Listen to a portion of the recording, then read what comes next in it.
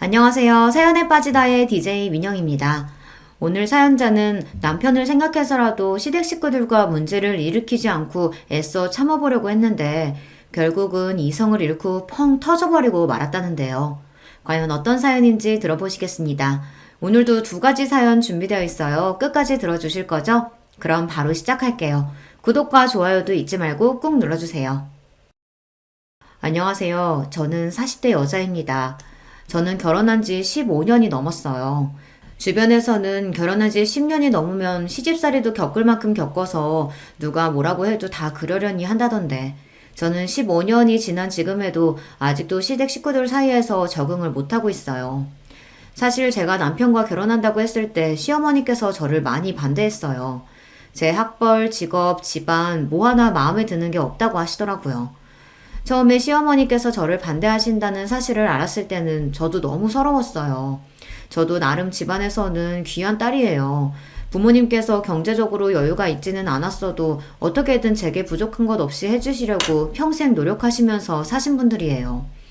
그런 부모님을 생각해서라도 시부모님이 반대하는 결혼만은 하고 싶지 않았어요. 그래서 남편과 헤어지려고도 했습니다. 그런데 남편과 제 사이가 그렇게 쉽게 헤어질 수 있는 사이가 아니더라고요. 남편이 결혼할 여자가 있다고 시어머니께 이야기를 하고 난 뒤 시어머니께서 저를 따로 찾아오셨어요. 그러고는 저를 보자마자 미간을 구기시며 당장 남편이랑 헤어지라고 하셨죠. 내가 사실 아가씨 조건만 듣고도 이 자리에 절대 나오고 싶지 않았었는데 내 아들놈 하는 짓 보니 웬만해서 쉽게 헤어질 것 같지가 않더라고. 그래서 내가 아예 직접 오늘 나왔어요. 아가씨도 눈치가 없는 게 아니라면 나나 우리 아들 보면 딱 감이 오지 않아? 아가씨 같은 사람이 우리 집안에 어울릴 리가 있냐고. 순간 저는 제가 드라마 속에 들어와 있는 줄 알았습니다. 이러다가 돈봉투도 받고 물세례도 받는 거 아닌가 싶더라고요. 저도 마음 같아서는 뭐 이런 아줌마가 다 있나 싶어 한마디 하고 싶었지만 남편을 생각해서 마음을 가다듬었어요. 어머님 보시기에 제가 석순 씨에 비해서 학벌이나 직업이 많이 부족해 보이시겠지만 제가 이래봬도 외국에서 직장 생활도 하며 쌓은 경험도 많고 외국어도 소질이 있어요. 더군다나 석준 씨랑 만난 지 2년이 넘었는데 한 번도 다툰 적이 없이 잘 맞아요. 저희 한 번만 믿어주시고 교제 허락해주시면 예쁘게 만나는 모습 보여드릴게요. 남편은 저와 많이 다른 사람이긴 했어요. 저는 남들 다 나오는 대학도 못 나온 고졸이거든요. 저는 공부에 영 뜻이 없어서 고등학교를 졸업하자마자 바로 인도네시아로 넘어가 공부를 하며 돈을 벌었습니다. 그러고는 바로 여행사에 들어가 가이드 생활을 오래 했어요. 반면 남편은 명문대를 나와 대학원까지 졸업하고 외국에서 경영자 과정까지 밟은 인재예요.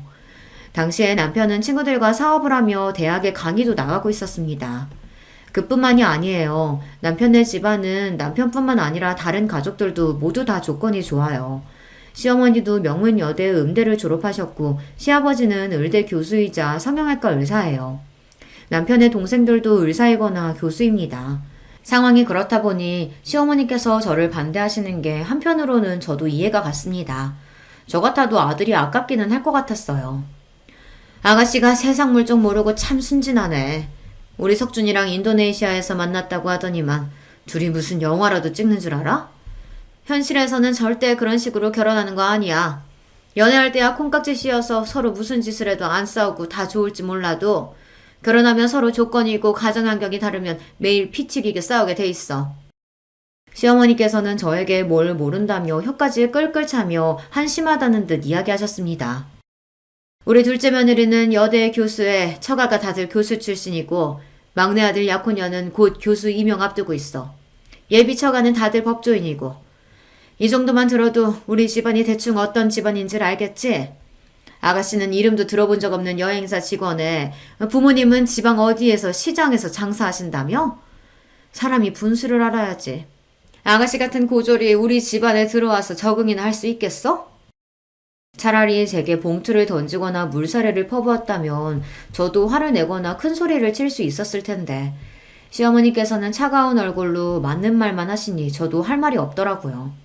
그날 시어머니를 만나고 난 뒤 저는 더 생각할 것도 없이 남편에게 바로 헤어지자고 했습니다. 저는 진심이었어요. 남편을 물론 너무나 사랑했지만 시어머니를 만난 순간 제 주제 파악이 바로 됐습니다. 시어머니 말씀이 맞아요. 아무리 서로 좋아야 하는 결혼이지만 그래도 결혼이라는 게 두 집안이 한 가족이 되는 일인데 이 정도로 서로 집안 수준이 차이가 나면 제 아무리 사이좋은 저와 남편이라도 함께 살다 보면 문제가 생길 수밖에 없겠더라고요. 더군다나 결혼도 하기 전에 이미 시어머니께서 저를 저 정도로 마음에 들어 하지 않으시는데 제 결혼 생활이 순탄할 리 없으니까요. 그런데 생각지도 못한 복병이 있었습니다. 남편이 저를 놔주지 않았어요. 시어머니께서 아무리 반대하셔도 저와 결혼하겠다고 우겼습니다. 제가 남편에게 헤어지자고 하자마자 남편은 집을 나오겠다고 했어요. 부모님과 연을 아예 끊겠다고요. 자기한테 말한 적 없지만 사실 나도 우리 엄마 지긋지긋해. 매일 사람 조건만 보고 판단하고 자기 수준에 맞지 않는다고 생각하면 함부로 무시하고. 안 그래도 엄마랑 살기 싫어서 집 나오려고 했었는데 도저히 못 참겠어. 나 집에서 나올 테니까 우리 같이 살자. 남편은 다짜고짜 집을 나올 테니 둘이 집을 구해서 같이 살자고 했습니다. 저는 남편의 무모함에 놀라 절대 안 되는 일이라고 했지만 마음속으로는 은근 좋았어요. 남편이 나를 이 정도로 사랑하는구나 확인한 것 같아서요. 그래도 저는 끝까지 버텼습니다. 아무리 그래도 그렇지 다 큰 성인이 이렇게 대책도 없이 집부터 나오겠다고 하면 어떡해. 난 남자 부모님이 반대하는 결혼은 절대 안 할 거니까 이런 짓 해도 소용없어. 나 석준 씨랑 헤어질 거야. 지금이야 우리가 서로 좋아서 제대로 된 생각을 못해서 그렇지 석준 씨 어머님 말씀이 맞아. 우린 애초에 어울리지 않아.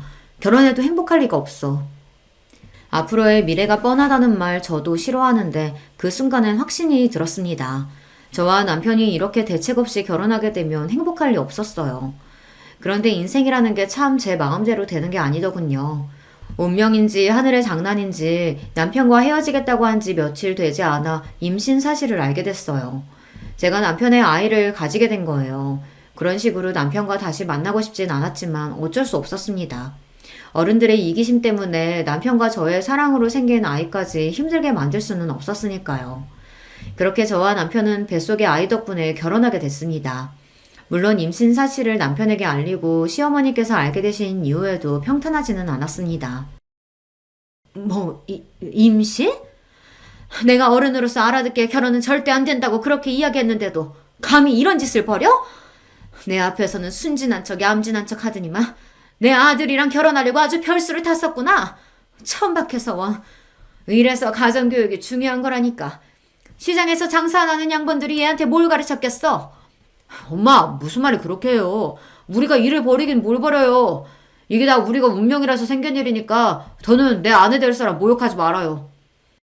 남편은 무슨 일이 있어도 저와 결혼할 생각이니 더는 반대하지 말라고 단호하게 말했습니다.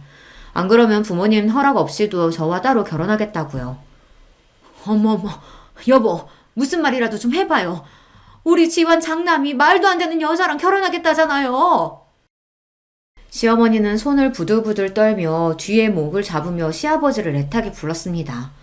저도 그날 시아버지를 처음 뵙는 자리라 많이 긴장했었는데 다행히 시아버지는 예상했던 것과 달리 인자해 보이시더라고요. 당신은 배울 만큼 배웠다는 사람이 남의 집 귀한 딸내미한테 말도 안 되는 여자애가 뭐야? 에휴, 창피해서 뭐. 이름이 지영이라고 했죠? 반가워요. 나는 석준이 아비 되는 사람입니다. 결혼 날짜도 잡기 전에 애부터 가졌으니 지영 양 부모님께서 걱정이 많으시겠네.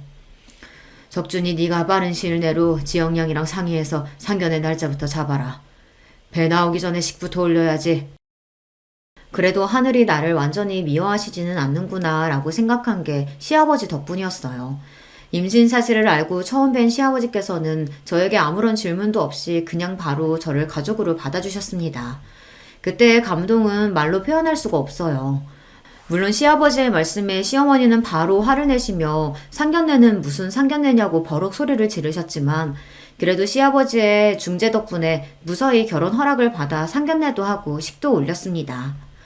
허락을 받았다는 안도감도 잠시, 결혼과 동시에 제 삶은 180도 달라졌습니다.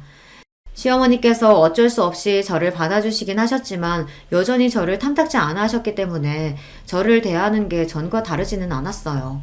시어머니께서는 결혼을 허락해 주시는 대신에 저에게 조건을 거셨습니다. 내가 100번 양보해서 결혼을 허락하긴 했지만 그래도 네가 명색이 우리 집안 맏며느리인데 이대로는 도저히 안 되겠다. 남들 다 나오는 대학도 안 나왔으니 사람들 앞에서 내세울 수가 있어야지. 시골이면 바로 직장부터 그만두고 우리 집에 들어와서 살아. 딱 3년만 우리 집에 살면서 대학도 다니고 나한테 이런저런 살림이라도 좀 배워. 시어머니는 어차피 임신도 했으니 여행사를 그만두고 시댁으로 들어와 신접살림을 시작하라고 하셨습니다. 마침 아이도 태어나고 육아도 해야 하니 같이 살면서 대학도 다니고 집안 살림을 시어머니에게 배우라고요. 겉으로 듣기에는 시어머니께서 저를 굉장히 배려해 주시는 것처럼 말했지만 그건 제가 원하는 게 아니었어요. 이제와 갑자기 대학에 가는 것도 직장을 그만두는 것도 제가 원하는 게 아니니까요. 더군다나 시어머니께서는 저에게 일절 묻지도 않고 본인 마음대로 제 인생을 좌지우지하려고 하시니 기분이 썩 좋지 않더라고요. 어머님이 보시기에는 제가 다니는 직장이 별 볼 일 없어 보일지 모르지만 저한테는 굉장히 중요한 일이에요. 회사에서 가능하다고 하면 아이 낳기 전까지는 일하고 싶어요. 그리고 대학도 제가 워낙 공부에는 뜻이 없어서 가고 싶지 않습니다. 이 나이에 다시 대학에 들어간다는 건 생각해 본 적도 없고요. 저는 애써 조심스럽게 제 생각을 시어머니에게 이야기했습니다. 하지만 제 이야기를 곱게 들어주실 시어머니가 아니었어요. 내가 언제 네 생각 물어봤니? 난 지금까지 살면서 내가 고졸 며느리 보게 될 거라고는 꿈에도 생각해 본 적 한 번도 없어. 이건 네 개인의 문제가 아니라 우리 집안의 문제야. 잔말 말고 내가 시키는 대로 해. 시어머니께서는 제 이야기를 들은 채도 안 하시고 강압적으로 나오셨어요. 정말 한숨만 나오더군요. 그때였어요. 원래 시집살이 시키는 시어머니보다 말리는 시누이가 더 얄밉다고 하더니만 옆에 있던 동서가 굳이 나서서 시어머니 편을 들더군요. 어머 형님, 어머니께서 대학도 보내주고 육아에 살림까지 도와주신다고 집에서 쉬라고 하는데 뭐가 그렇게 생각이 많으세요? 나 같으면 좋아서 바로 그만둘 텐데. 아이고, 우리 둘째 며느리는 대학에 없어서는 안 될 존재인데 절대 그만두면 안 되지. 큰애야, 어차피 몇 년 다녀도 내세울 게 없는 직장인데 괜히 시간 날리면서 다니면 뭐해. 괜히 몇 푼 번다고 애한테 소홀할 게 뻔하지. 내 말대로 대학 다니면서 애 키우는 게 훨씬 나아. 동서까지 있는 자리에서 시어머니는 대놓고 저를 구박하셨어요. 제가 무슨 말만 해도 괜한 소리 하지 말고 당신이 시키는 대로 무조건 하라고 하셨죠. 저는 동서 앞에서 자존심이 상하는데도 제가 말해봐야 소용없다는 걸 알다 보니 자꾸만 입을 꾹 다물게 됐어요. 지금 생각하면 제가 바보였어요. 애초에 결혼을 안 했으면 몰랐을까. 어렵게 한 결혼인 만큼 제가 참고 인내하는 수밖에 없다고 생각했습니다. 안 그래도 마음에도 안 드는 며느리가 시부모님과 한 집에 사는데 괜한 문제까지 일으키면 더는 시부모님과 가까워질 수 없을 것 같아서요. 저는 결국 시어머니 말씀대로 결혼과 동시에 일을 그만두고 입시 공부를 다시 시작했어요. 시어머님이 알아봐 주신 학원에 다니며 준비했습니다. 제가 하고 싶어서 하는 공부가 아니어서 그런지 배가 점점 불러오는 몸으로 하기 싫은 공부를 억지로 하니 제 컨디션은 나날이 안 좋아졌습니다. 더군다나 시어머니와 같이 살면서 받는 스트레스가 워낙 많다 보니 식욕도 거의 없었어요. 병원에 갈 때마다 의사는 체중이 잘 늘지 않는다고 걱정하면서 산모가 많이 먹어야 한다고 했습니다. 스트레스도 태아에게 좋지 않다고요. 저도 의사 말대로 스트레스 받지 않고 뱃속에 아이만 생각하고 싶었지만 쉽지 않았습니다. 아침에 눈만 뜨면 시어머니께서 이거 해라 저거 해라 잔소리를 하셨고 틈만 나면 동서와 비교하면서 혀를 쳤습니다. 한 번은 그런 적이 있어요. 시어머니 생신이 다가와서 친정어머니께서 떡을 보내주셨는데요. 동네에서 제일 유명한 떡집에서 금방 한 떡을 바로 냉동 포장해 동서와 나눠 먹으라고 2박스나 보내셨죠.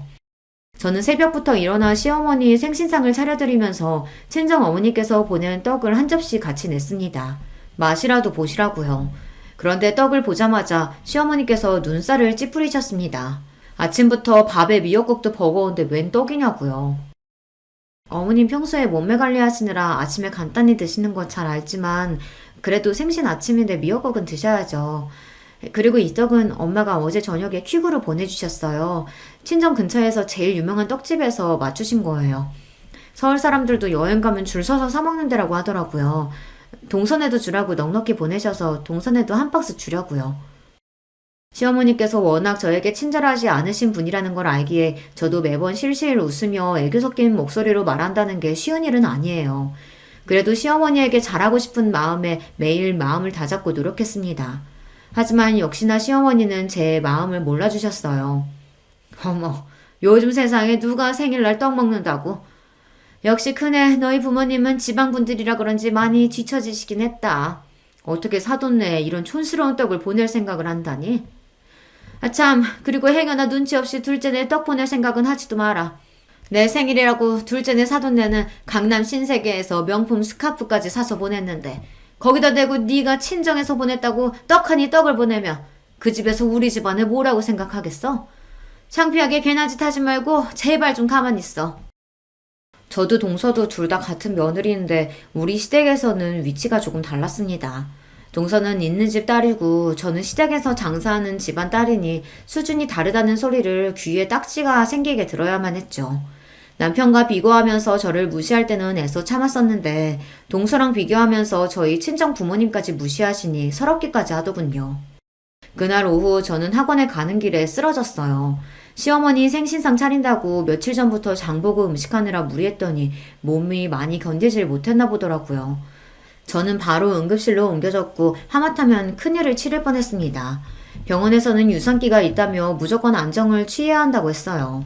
저도 그러려고 했던 일은 아니지만 본의 아니게 그 일이 집안에 분란을 만들었습니다. 남편이랑 시아버지께서 난리가 났거든요. 이게 다 엄마 때문이에요. 임신한 사람한테 갑자기 대학을 가라고 우겨가지고 이런 사달이 난 거잖아요. 큰일이라도 났으면 어쩔 뻔했어요. 뭐야? 네 마누라가 몸이 약해 빠져서 비실비실한 걸 가지고 어디 엄마 탓으로 몰아가? 첫째, 네가 말해봐라. 내가 억지로 대학 가라고 시켜서 힘들어서 쓰러진 거니? 어머니, 제가 요즘 이래저래 몸도 힘들고 피곤해서 그랬나 봐요. 걱정 끼쳐서 죄송해요.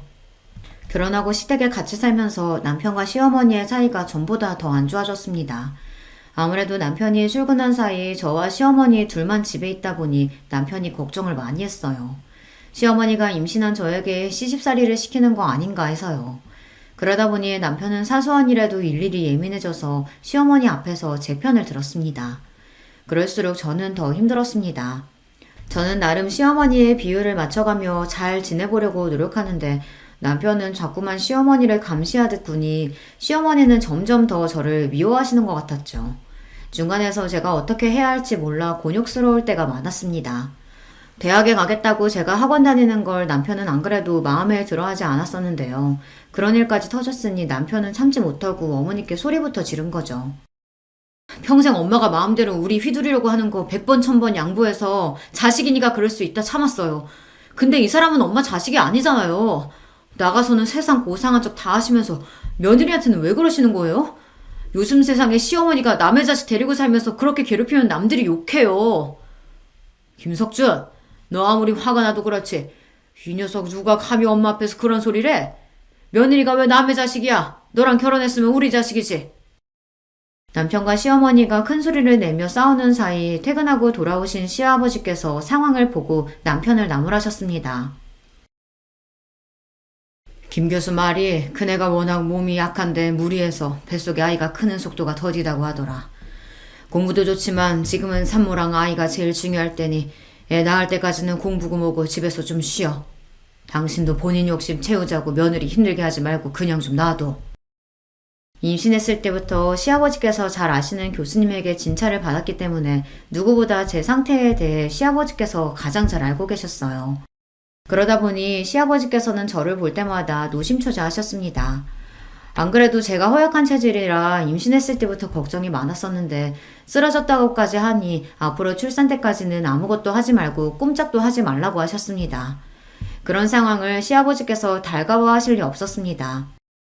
아이고, 누가 보면 내가 며느리 하나 잡는 줄 알겠네. 첫째 너는 좋겠다. 남편의 시아버지까지 다들 네 편만 들어서? 가족끼리 편이 어딨다고 네 편 내 편 소리하고 있어. 당신 자꾸 가족끼리 편가르기 하고 그럴 거야? 아, 나도 몰라. 나도 이제 남편이고 아들이고 다 필요 없어. 내가 뭘 어쨌다고 다 내 잘못이래?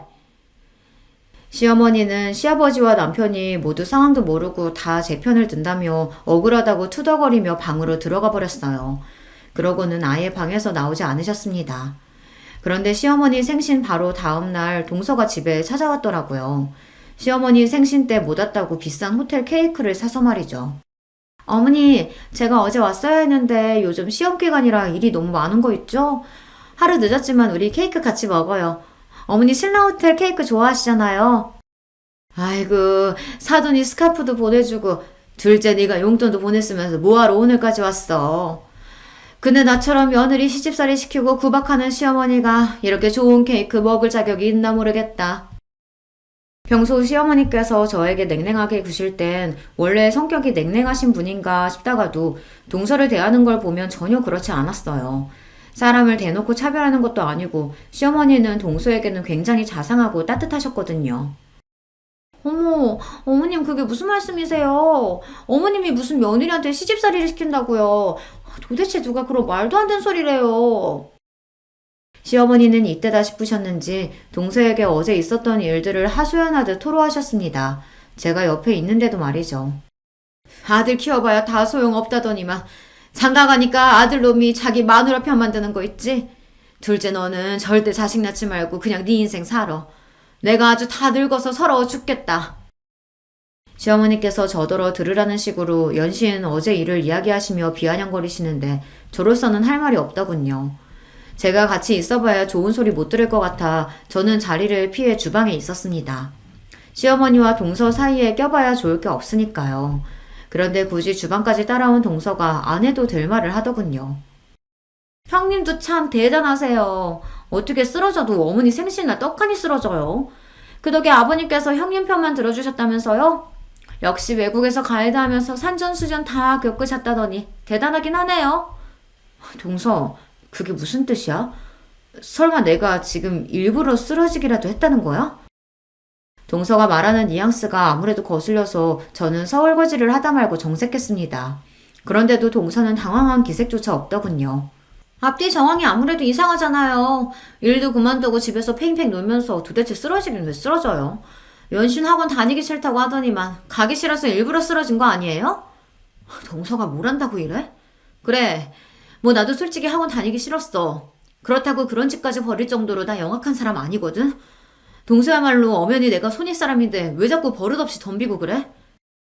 시어머니한테 구박 맞은 것도 짜증나 죽겠는데 동서까지 저를 무시하니 참을 수가 없더군요. 와, 어머니 앞에서는 찍소리도 못하시더니만 형님 성격 보통이 아니시네요. 손윗동서라고 지금 저더러 형님 대접해달라는 거예요? 하긴 이 험난한 사회에서 고졸로 버티며 산다는 게 쉬운 일이 아닌데 악착같이 버티면서 아주버님 같은 분까지 꼬신 걸 보면 보통일 리가 없죠. 거실에 시어머니도 계시니 저도 웬만하면 참으려고 했습니다. 그런데 저도 사람인지라 동서가 얄미운 입으로 고조를 어쩌고 하는데 도저히 참을 수가 없더군요. 안 그래도 몸도 안 좋아서 예민한 와중에 동서가 자꾸만 사람을 건드리니 저도 모르게 욱했습니다. 동서, 명색이 교수라는 사람이 왜 이래? 할 말 못할 말 구분도 못해? 그네 너 지금 내 앞에서 뭐 하는 거니? 어디 할 짓이 없어서 아래 동서한테 소리를 질러? 너희 친정에서 그렇게 가르쳤니? 제가 아둔했습니다. 시어머니든 동서든 그 집에 제 편이 없다는 것 정도야 충분히 알고 있었으면서 제가 참지 못하고 욕먹기 딱 좋은 짓을 하고야 말았어요. 그 자리에서 시어머니에게 못해도 30분 동안 내내 구방을 당했습니다. 네가 밉다 하니까 아주 이제 미운지만 골라서 하는구나. 네가 뭐가 잘났다고 감히 형님 흉내내면서 둘째를 잡아잡기를. 지금 당장 둘째한테 사과하지 못해? 애초에 시어머니는 제 이야기를 들어줄 생각 따위 없다는 사실을 알다 보니 저도 입을 꾹 다물어 버렸습니다. 순간 서러움이 북받쳐 눈에 눈물이 가득 고였지만 울지 않기 위해 꾹 참았습니다. 시어머니는 동서에게 당장 사과하라고 다그치셨지만 저는 동서에게 사과할 생각이 전혀 없었어요. 어머님 아니에요. 저는 형님 걱정돼서 이야기한 건데 형님은 기분이 좀 상하셨나 봐요. 제가 죄송해요, 형님. 다시는 형님 일에 간섭 안 할게요. 원래 많이 배우고 똑똑한 것들은 다 저런 거예요. 동서는 시어머니의 등장과 함께 금세 표정을 바꾸더니만 실실 웃으며 자기가 잘못했다고 하더군요. 그 순간 저는 확실히 알았습니다. 시댁에서의 저의 위치가 어느 정도인지 말이죠. 시어머니는 제가 아이를 가지는 바람에 어쩔 수 없이 남편과 결혼시켰지만 저를 며느리로 인정할 생각이 없으셨어요. 처음부터 저를 무시하고 하대하면서 그 순간을 즐길 생각으로 저를 곁에 두고 괴롭히신 거죠. 제가 어떤 노력을 한들 시어머니에게 며느리로서 인정받는 날은 오지 않을 거라는 걸 저는 알고 있었습니다. 시어머니에게 벗어나려면 제가 남편과 이혼을 해야 하는데 그럴 수는 없으니 제가 참고 사는 수밖에 없었죠. 그렇게 생각을 정리하고 나니 저도 감정이 무뎌지고 그 상황에 익숙해졌습니다. 시어머니와 동서의 무시에 한 번씩 욱할 때가 있긴 했지만 남편과 아들만 생각하면서 우리 세 식구 행복하게 사는 데에만 집중하기로 했어요. 그렇게 시간이 흘러 저와 남편은 시댁에서 분가해 나왔고 아들도 많이 자라 학교에 들어갔습니다. 시댁에서 나올 때까지도 시어머니와의 사이는 여전했어요. 아이를 낳고 키우는 과정에서도 시어머니와 이런저런 문제가 많았지만 그 정도는 저에게 이제 문제도 아니었습니다. 진짜 문제는 시어머니의 그런 태도 때문에 동서들까지도 저를 무시했다는 겁니다. 동서가 하나만 있을 때는 그래도 시어머니가 저를 무시하고 구박하면 훈수를 두는 정도였는데 막내 동서가 들어오고 나서는 막내 동서까지 쿵짝이 맞아 사람을 바보로 만들었다는 겁니다. 동서 둘 다 대학 교수예요. 그러다 보니 둘이 아주 가깝게 지냈습니다.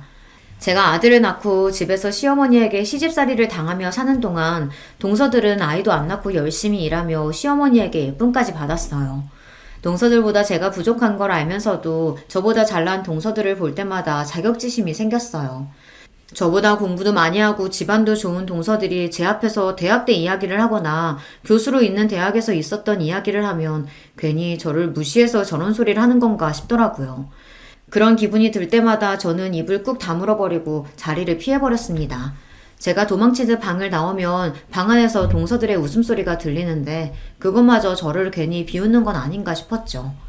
그러던 어느 날이었습니다. 시댁에 일이 좀 있었어요. 시어머니께서 갑자기 쓰러지셔서 병원에 입원하게 됐습니다. 기립성 저혈압이라 순간 정신을 잃으신 거라고 하더라고요. 다행히 큰 병은 아니었지만 평소 건강하셨던 시어머니께서 갑자기 쓰러지셨으니 가족들이 많이 놀랐어요. 특히 저희 남편이 많이 힘들어했어요. 저와 결혼하면서 남편과 시어머니 사이가 많이 안 좋아지기도 했고 저와 시어머니 사이에 일이 있을 때마다 남편이 나서서 제 편을 드느라 종종 다투는 일도 있었으니 아들로서 더 죄송스럽고 힘든가 보더라고요. 남편이 힘들어하는 모습을 곁에서 보니 저도 괜히 더 남편에게 미안하고 시어머니에게 죄송한 마음이 들었습니다. 저도 티를 내지는 않았지만 그동안 알게 모르게 시어머니를 미워하는 마음도 있었으니까요. 막상 시어머니께서 아파서 힘들어하는 모습을 보니 저도 마음이 아프고 힘들었습니다. 그래서 마음을 다잡고 시어머니를 챙겼어요. 퇴원하시는 시어머니를 댁에 모셔다 드리고 그 다음날부터 드실 반찬이랑 간식거리들을 아침마다 가져다 드렸어요. 평소 어머님께서 하시는 음식만큼은 아니지만 그래도 제가 어머님 반이라도 흉내내보려고 노력했으니 한번 드셔보세요. 시어머니께서 워낙 음식 솜씨가 좋으세요. 거기다가 성격도 꼼꼼하셔서 살림도 너무 잘하시죠. 그러다 보니 다른 사람이 하는 음식이나 살림은 못 믿어하세요. 그래서 저도 시어머니와 같이 사는 동안 제가 힘든 부분이 많았지만 막상 분가에 나와서 제가 직접 살림을 해보니 시어머니께 배운 게 많이 도움이 되더라고요. 음식도 마찬가지고요. 어머니께서 당분간은 좀 쉬셔야 할 것 같아 저 나름대로 시어머니 음식 솜씨를 흉내내서 차렸습니다. 준비하면서도 시어머니께서 마음에 안 들어 하실 거라는 걸 알았지만 그래도 시어머니를 걱정하는 제 마음만은 표현하고 싶었어요. 어머, 이거 정말 다 안 사고 큰애 네가 한 거니? 꼭 어디 유명한 식당에서 사온 것 같다. 시어머니에게 처음 받는 칭찬이었습니다. 빈말이라고는 안 하시는 시어머니께서 너무 맛있다고 밥 한 공기를 다 비우시더라고요. 더 믿을 수 없었던 건 동서들이 유명한 셰프가 운영하는 식당에서 사왔다는 음식이랑 디저트도 마다하고 제가 해온 음식만 드셨다는 겁니다. 안 그래도 입이 깔깔하니 입맛이 없었는데 오랜만에 너무 잘 먹었다. 아무리 제가 잘하려고 노력해도 동서들만 예뻐하셨는데 시어머니께서 무슨 일인가 싶었습니다. 그런데 나중에 남편에게 들었는데 시어머니께서 병원에 입원하셨을 때 제가 왔다 갔다 하며 어머님 목욕도 시켜드리고 식사 때마다 와서 챙겨드린 게 아무래도 좋으셨던 것 같다고 하더라고요. 자식이라고 아들 셋에 며느리도 셋이나 있는데 저만 병원에 와서 챙겼다고요. 그 이야기를 듣는데 괜히 마음이 다 뭉클했습니다. 시어머니께서 이제라도 제 마음을 알아주는 것 같았거든요. 그런데 그런 이야기를 듣고 가만히 있을 동서들이 아니었죠. 형님도 참 대단해요. 지난 10년 동안 어머님께 구박이라는 구박은 다 당하면서 사셨으면서 반찬까지 싸다 바치고 싶으세요? 그러게요. 저 같으면 대학 못 나왔다고 무시하고 사돈네 못 산다고 그렇게 대놓고 무시하면 미워서라도 아프든지 말든지 신경도 안 쓸 것 같은데. 형님은 참 배일도 없으시네요. 동서들 말이 듣기 좋지는 않았지만 틀린 말도 아니었습니다.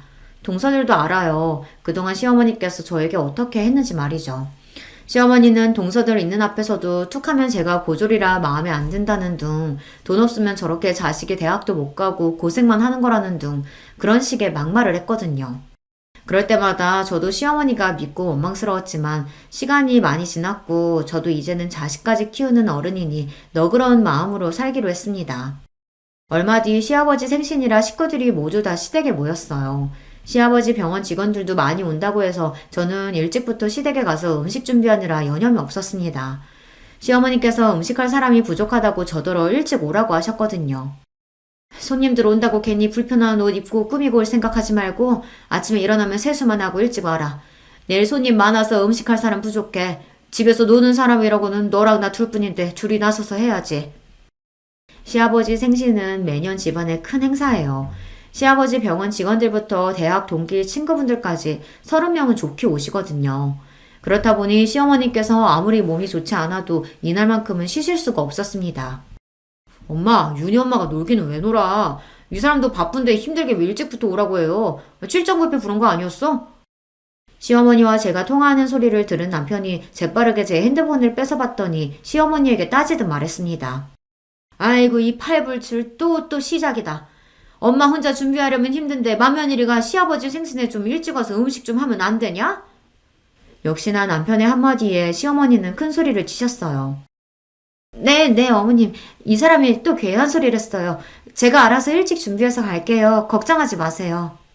행여나 또 남편과 시어머니가 싸우기라도 할까 제가 얼른 전화를 받아 내일 일찍 가겠다고 말했습니다.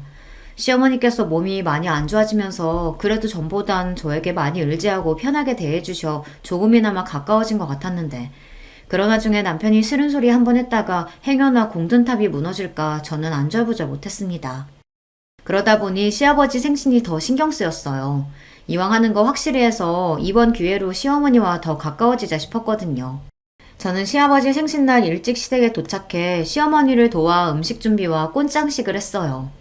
시어머니께서 워낙 꼼꼼한 성격이시라 출장 뷔페를 불렀다고 해도 시아버지께서 좋아하시는 음식들은 무조건 본인이 준비하셨거든요. 한참 음식 준비로 바쁘다 보니 시간 가는 줄 몰랐는데 역시나 동서들은 느즈막히 와서는 일이 바빠네 어째네 하면서 자기들끼리 죽는 소리를 해댔어요. 마음 같아서는 듣기 싫어서 조용히 하고 빨리 일이나 거들라고 하고 싶었지만 제가 어디 이 집안에서 그런 소리나 할 수 있는 사람인가요? 저나 조용히 하고 일이나 해야 했죠. 그러던 중 일이 좀 있었습니다. 시아버지 친구분이 몇 분 오셨는데 동서들도 아시는 분들인지 나서서 호들갑을 떨며 자리에 앉더라고요. 가는 길에 음식이라도 몇 가지 상에 가지고 가면 좋으련만 동서들은 손 하나 까딱 안 하고 자기들 좋아하는 맥주만 쏙 들고 가버렸어요. 얄밉지만 어쩌겠어요. 제가 말해도 동서들이 들을 리 없으니 혼자 다 해야 했죠. 잠시 뒤 시아버지 병원 직원 몇 분이 밖에서 동서들에게 하는 소리가 들렸는데 그게 기가 막혔습니다. 저희 오늘 너무 바빠서 밥도 못 먹고 이래서 그런데 음식 좀 먼저 가져다 먹어도 돼요? 어머, 그럼요. 주방 안에 들어가면 일하는 아줌마 있으니까 그분한테 좀 상 좀 차려달라고 하세요. 저에게 들리는지 안 들리는지 알고 그러는 줄은 모르겠지만 막내 동서는 뻔히 주방에 저 혼자 있는 걸 알면서도 직원들에게 일하는 아줌마한테 달라고 하라는 소리를 하더군요. 그러면서 동서랑 둘이 시시덕거리는데 기분이 확 상했습니다. 아무리 자기들이 나를 무시해도 그렇지 사람을 뒤에 두고 저런 짓을 하나 싶어서요. 저는 듣다 기분이 상해 먼저 음식을 들고 나갔습니다. 그리고는 주방 앞에 있던 병원 직원에게 인사를 하고 쟁반은 막내 동서에게 던졌어요. 동서는 직원분들 배고프시다는데 왜 그렇게 멍하니 서 있어? 빨리 이거 좀 가져다 드려. 사람들 앞에서 저를 무시하려고 한 게 기분이 상해 저도 유치하지만 복수했어요. 같은 며느리인데 하루 종일 저만 일하고 자기들은 꼿꼿하게 서서 잘난 척만 하는 게 재수가 없어서요. 제가 그렇게 나올 줄은 몰랐는지 동서들 얼굴이 새빨개지더군요. 뻔하죠. 제가 감히 자기들한테 일을 시킬 줄은 몰랐던 거예요. 저도 이제 될 대로 되라였습니다. 동서들이라고 둘이 붙어서 사람을 매번 바보로 만드는데 저라고 매번 참아줄 필요는 없으니까요. 어머, 안녕하세요. 저번에 병원에서 뵀는데 원장님 첫째 며느님이시죠? 그때 해다 주신 쿠키 너무 잘 먹었어요. 솜씨가 진짜 좋으시더라고요. 아니에요. 동서 뭐해? 빨리 가져다 드려. 동서들은 병원 사람들이 당연히 저를 모를 거라 생각하고 일하는 사람으로 속여 놀릴 생각이었겠지만 사실 저도 시아버지 병원에 자주 왔다 갔다 해서 웬만한 직원들은 얼굴을 다 알아요. 병원 직원들이 저를 알아보고 이야기를 나누자 동서들은 입술을 삐죽거리더니 일그러진 얼굴로 쟁반을 들고 나갔죠. 그 모습을 보는데 저도 은근 속이 시원하더라고요. 그런데 잠시 후 생각지도 못한 일이 있었습니다. 조금 전 일로 동서들이 배알이 잔뜩 꼬였는지 주방으로 들어온 동서들이 작정하고 저에게 재수없는 짓거리를 해댔어요. 손님들이 거의 다 도착해서 바쁘게 쟁반을 담고 있는 제 옆에서 둘이 영어로 중얼거리더라고요. 처음엔 또 뭐하는 짓인가 하고 넘겼는데 들으면 들을수록 기분이 이상했습니다. 저를 향해 뭐라고 떠들기 시작하더니만 자기들끼리 킥킥거리며 웃더라고요. 그 모습에 저는 너무 황당해서 동서들에게 지금 뭐하는 거냐고 물었어요. 그러자 동서가 저를 향해 비웃듯 입술을 실룩거리더라고요. 아, 맞다. 형님은 영어 전혀 모르죠? 저랑 동서가 둘 다 유학하다 보니까 둘이 있을 땐 영어가 편해서요. 우리도 모르게 영어로 얘기했네요. 뭐 어때요? 어차피 형님은 한국말로 해도 못 알아들을 얘긴데. 동서들은 원래 자기들끼리는 영어로 대화하는 게 편하다고 하며 저더러 못 알아듣는다고 대놓고 사람을 비웃더군요. 순간 저는 얼굴이 붉어지다 못해 금방이라도 터질 것처럼 뜨거웠어요. 다른 건 몰라도 제가 고졸이라 사람들보다 못 배웠다고 무시하는 건 제가 받아칠 말이 없었거든요. 저는 순간 감정이 몰아치며 금방이라도 눈물이 왈칵 쏟아질 것 같아 그 자리에 도저히 있을 수가 없었습니다. 화장실에 간다고 대충 둘러대고 서둘러 주방을 나와버렸어요. 그러고는 혹여나 엉망이 된 얼굴을 누구에게 들키기라도 할까봐 얼른 2층으로 올라왔습니다. 분가하기 전에 저와 남편이 쓰던 방에 들어와 있었어요. 그런데 그때 밖에서 인긴척이 나더니 누군가 방문을 열었습니다. 저는 얼른 눈을 비비고 자리에서 벌떡 일어났어요. 문을 열고 들어온 사람은 다름 아닌 시아버지였습니다. 시아버지는 방에 덩그러니 혼자 있는 저를 보고 놀라서 걱정스러운 얼굴로 다가오셨습니다. 첫째야, 너 혼자 여기서 뭐하고 있어? 시아버지의 인자한 목소리에 애써 붙잡고 있던 마음이 우르르 무너지는 것 같았어요. 저도 모르게 참고 있던 눈물이 쏟아지고 말았습니다. 아버님, 저 진짜 죽고 싶어요. 너무 화나고 억울해서 도저히 이대로는 못 있겠어요. 남편 앞에서도 흘려본 적 없는 눈물을 시아버지 앞에서 흘리고 말았어요. 그것도 거의 오열을 하면서요. 제 갑작스러운 행동에 당황한 시아버지는 도대체 무슨 일이 있었던 거냐고 물으셨습니다. 저는 그제야 정신을 차리고 아니라고 괜찮다고 애써 눈물을 감춰보려고 했지만 이미 소용이 없었어요. 시아버지는 왜 그런 건지 지금 당장 이야기하라고 하셨습니다. 네가 웬만한 일로 이러래야? 뭐가 그렇게 서럽고 억울해서 그래? 얘 괜찮으니까 얼른 얘기해봐. 내가 다 해결해줄게. 저는 당황해서 우물쭈물하다 결국은 그동안 있었던 일을 다 이야기했습니다. 동서들이 저를 만날 때마다 얼마나 무시했는지 말이죠. 시아버지께서는 가만히 제 이야기만 듣고 계셨어요. 그러고는 아무 말 없이 제 등을 토닥여 주시더니 바로 남편에게 연락해서 저를 데리고 가라고 하셨습니다. 저는 어리둥절한 상태로 남편과 집에 돌아왔어요. 그런데 다음날 아침 말도 안 되는 일이 제 눈앞에 벌어졌습니다. 아들을 등교시키고 집에 돌아왔는데 동서 둘이 우리 집 현관 앞에 서 있더라고요. 저는 동서들 얼굴을 보자마자 기분이 상해 쳐다보지도 않고 집 안으로 들어가려고 했습니다. 그러자 동서가 제 손을 덥석 잡더니 따라 들어오더라고요. 저는 놀라서 지금 뭐 하는 거냐고 소리쳤어요. 그런데 그때 우물쭈물하고 있던 동서들이 갑자기 바닥에 무릎을 꿇고 앉더라고요. 저희가 생각이 짧았어요. 저희는 그냥 형님이랑 허물없이 지내고 싶어서 그런 건데 형님이 그렇게 힘들어하신지는 생각도 못했어요. 저는 순간 어안이 벙벙해서 도대체 이게 무슨 일인가 싶었습니다. 맞아요, 형님. 저희는 그냥 형님이랑 친하게 지내고 싶어서 그런 건데 기분 나쁘셨다면 너무 죄송해요. 제발 저희 용서하시고 아버님께 우리 다 풀고 화해했다고 잘 좀 말씀드려주세요. 막내 동서가 아버님까지 운운하며 이야기를 하는 거 보니 아무래도 아버님께 혼났다 보다 싶었죠.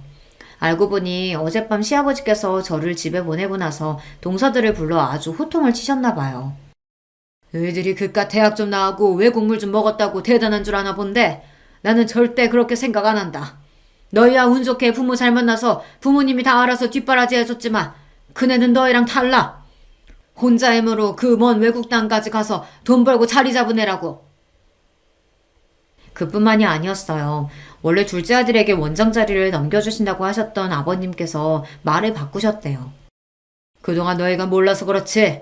우리 병원에 동남아 손님들 몰고 온 건 다 큰애 덕분이다. 나는 생각도 못하고 있었는데 그네 아는 여행사 대표가 성형에 관심 있는 동남아 큰손을 몇 명을 소개해준 줄 알아? 그 연줄로 올해 최고 매출 찍은 거라고. 거기다가 큰애가 통역까지 다 해줬다. 내가 그래서 얼마나 덕을 많이 받는데? 너희 큰애가 인도네시아 말해도 얼마나 멋있는 줄 아냐? 그깟 남들 다 아는 영어 좀 한다고 뻐기기는. 그랬습니다. 제가 몇 년 전부터 잘 아는 여회사 사장님께서 부탁하셔서 시아버지 병원을 소개했어요. 최근 동남아에서 오시는 손님 중에 한국에서 성형을 받고 싶어하는 사람들이 많다고 하더라고요. 그래서 몇 번 제가 손님들을 모시고 시아버지 병원에 가서 통역도 해드렸죠. 그 이후 소문이 좋게 나서 외국인 손님이 대폭 늘었어요. 그 일로 시아버지께서 저에게 매우 고마워하셨습니다. 목동이가 굴러왔다고요. 아버님, 형님 말만 들으시고 저희 오해하신 것 같은데 저희 형님 무시한 거 아니에요. 저희는 그냥 형님이랑 허물없이 지내려다가. 뭐? 허물없이? 두 번만 허물없이 지냈다가 아주 이제 동사들끼리 욕도 하겠다. 나도 지난 10년 동안 너희 며느리 셋 다 지켜봤어. 너희들이 아무리 학벌이 좋고 직업이 좋다고 해도 남편 챙기고 집안일 챙기는 면에서는 그네 발톱에 때만도 못해. 그런 것들이 어디서 잘난 척이야? 앞으로 병원 일은 큰애랑 큰며느리한테 맡길 테니까 그런 줄 알아. 의사인 둘째 서방님이 당연히 병원을 물려받을 줄 알았는데 시아버지의 생각은 달랐습니다. 병원을 운영하는 일에 있어서는 저나 남편이 훨씬 더 나을 것 같다고 저희에게 물려주시겠다고 했어요. 아버님, 그게 말이 돼요? 아주머님이랑 형님은 둘 다 의사도 아니고 병원 일은 조금도 모르는데 병원을 맡긴다뇨. 그럼요. 아버님, 그건 누가 봐도 아니죠. 둘째 아주머님이 병원을 위해 얼마나 열심히 일하시는데요. 병원도 엄연히 사업이야. 의사야 병원에 차고 넘치는데 병원 운영은 사업가가 맡아서 하는 거지 뭐. 아버님께서 워낙 완강하게 나오시니 동서들은 어쩔 줄 몰라하며 시아버지 앞에 머리를 조아렸습니다. 아버님, 제가 잘못했어요. 다시는 형님한테 그런 짓 안 하고 잘할게요. 어머님도 준혁 씨 성격 잘 아시잖아요. 저 때문에 병원장 자리에 아주머님한테 넘어갔다고 하면 저랑 안 산다고 난리칠 거예요. 이건 나한테 얘기한다고 될 일이 아니다. 당장 그네한테 가서 사과하고 잘못했다고 빌어. 그네 마음 풀려야 나도 너희 얼굴 볼 거다. 동서들이 자기들 발로 찾아와 사과할 리가 없는데 웬일인가 했더니만 역시나 시아버지께서 술을 쓰셨더군요. 둘째 서방님이랑 동서가 목매는 병원을 가지고 이야기하셨으니 동서가 똥줄이 탔을 거예요. 막내 동서야 지금까지 작은 동서 옆에 찰싹 붙어 줄로 섰다가 뭔가 시아버지의 마음이 제게 돌아선 것 같으니 다급했던 거고요. 지금까지 내내 저를 하대하며 무시하던 인간들이 한순간에 머리를 조아리고 제 앞에 무릎을 꿇은 모습을 보니 기가 막히면서도 저도 모르게 웃음이 튀어나오더군요. 그 자리에서는 동서들 눈도 마주치지 않고 저는 집으로 들어와 버렸어요. 동서들이 지금까지 저에게 저지른 일들이 있는데 무릎 한번 꿇었다고 이렇게 쉽게 용서해 줄 수가 없었습니다. 그날 이후에도 동서들은 안 하던 짓을 했어요. 저에게 어울릴 것 같다며 스카프며 가방을 사들고 와서는 살살 꼬리를 흔들며 여우짓을 했습니다. 이거 요즘 제일 핫한 브랜드인 거 아시죠? 백화점에서 딱 본 순간 형님한테 딱이겠다 싶어서 제가 바로 결제해달라고 했어요. 잘했죠? 형님한테 너무 잘 어울리겠다. 형님, 이제 마음 좀 푸시고 작은 형님 사과 좀 받아주세요. 그래요, 형님. 저희가 공부만 하느라 세상 물정이라고는 몰라서 그런 거니까 조금만 너그럽게 이해해주세요. 그리고 아주머님은 지금 하시는 사업도 잘 되시는데 굳이 병원 일까지 하실 필요 없잖아요. 그런 일은 그냥 저희한테 맡기세요. 동서들의 속이 뻔히 다 보였습니다. 시아버지께서 완강하시니 대충 저에게 사과하고 넘어갈 생각이었죠. 사업 잘 되니까 이럴 때 다른 사업도 해보는 거지 뭐. 나도 병원에 몇 번 손님 소개하면서 왔다 갔다 하다 보니까 은근 재밌더라고. 이 김에 그냥 나랑 남편이 본격적으로 맡아서 병원 운영해보는 것도 나쁘지 않을 것 같아. 제 말에 눈이 동그래져서 동공이 마구 흔들리는데도 동서는 애써 표정을 가다듬으며 실실 웃었습니다.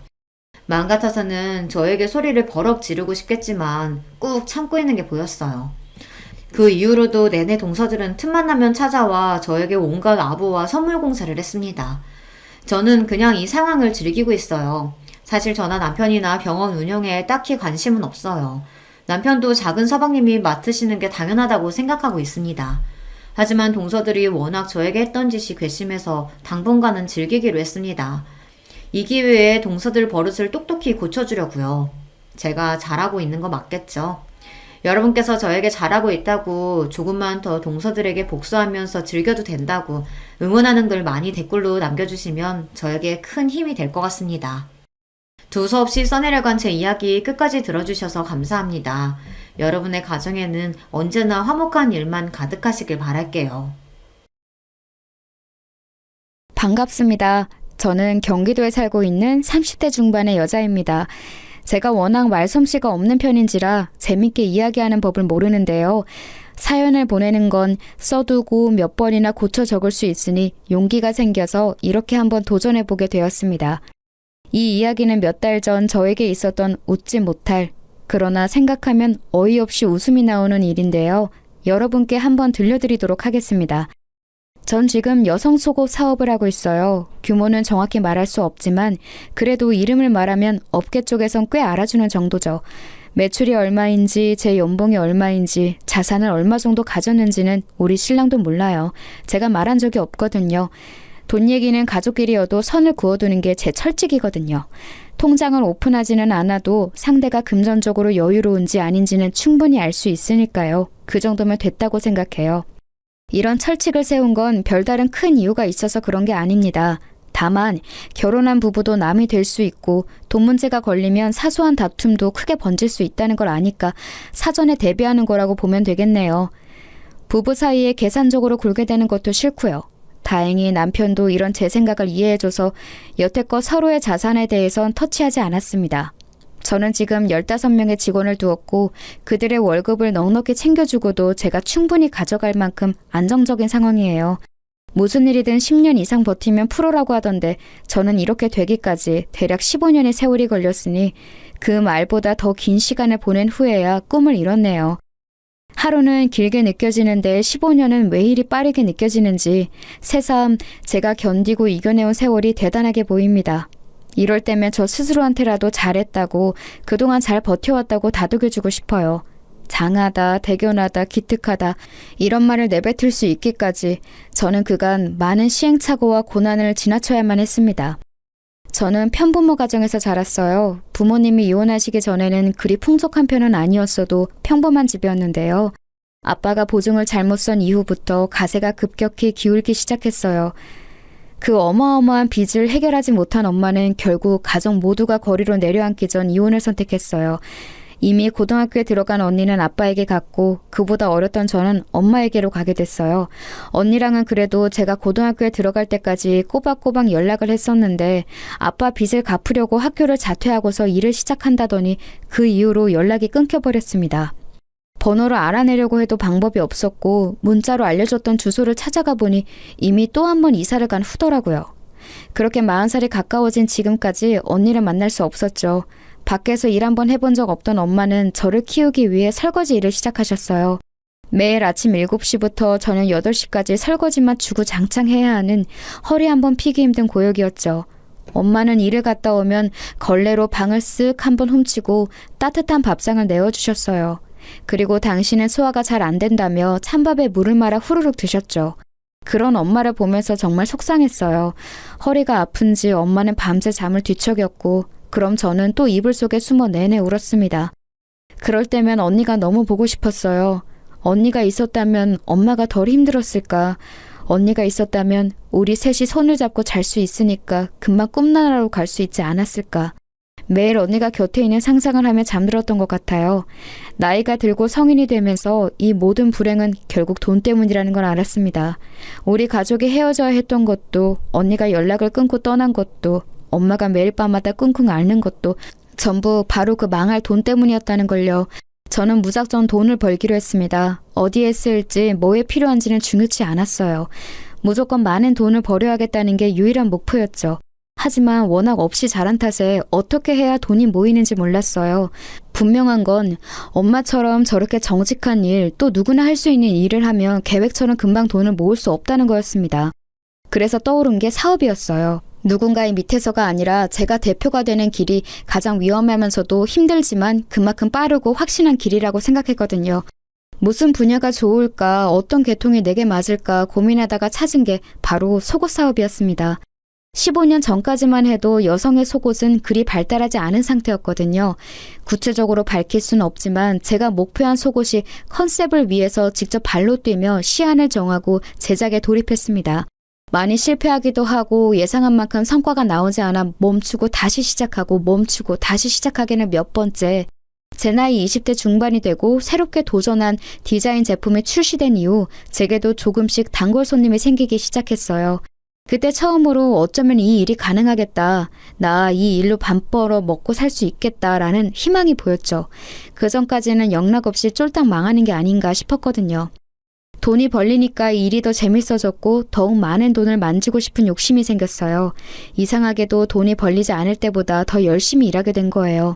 그렇게 점차 성과가 나타나기 시작한 이후 크게 유명해지거나 판매 수익이 한때 확 높아지진 않아도 매출폭은 천천히 그렇지만 분명하게 커지고 있었어요.